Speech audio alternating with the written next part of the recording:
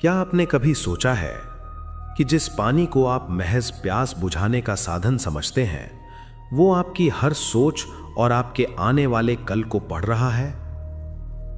क्यों हमारे पूर्वज किसी को श्राप या वरदान देने के लिए हाथ में जल लेते थे?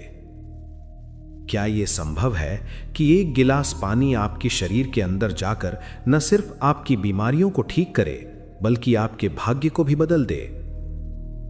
क्या पानी सिर्फ H2O है या इसमें कोई ऐसी दैवीय चेतना है जो हम इंसानों की समझ से परे है? आज हम एक ऐसी यात्रा पर चलेंगे जहां विज्ञान और अध्यात्म की सीमाएं मिट जाती हैं।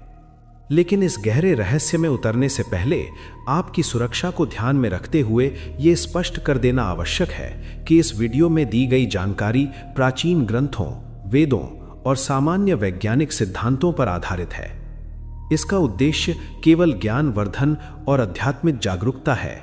इस ब्रह्मांड की शुरुआत और अंत दोनों ही जल से जुड़े हुए हैं। ऋग्वेद के नासदीय सूक्त में सृष्टि की उत्पत्ति से पहले की स्थिति का वर्णन करते हुए अप्रकेतम सलिलम का जिक्र आता है, जिसका अर्थ है कि प्रारंभ में सब कुछ एक गहरे अथाह जल के रूप में था। और आधुनिक विज्ञान भी यही मानता है कि पृथ्वी पर जीवन की पहली धड़कन पानी के भीतर ही जन्मी थी। हमारा शरीर भी उसी ब्रह्मांडीय अनुपात का पालन करता है। जैसे पृथ्वी पर लगभग 70% जल है, ठीक वैसे ही हमारे शरीर में भी लगभग 70% जल है।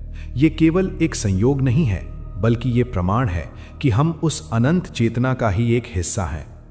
जल को वेदों में आपह कहा गया है और इसे केवल एक पदार्थ नहीं, बल्कि एक देवता, एक जीवित शक्ति माना गया है।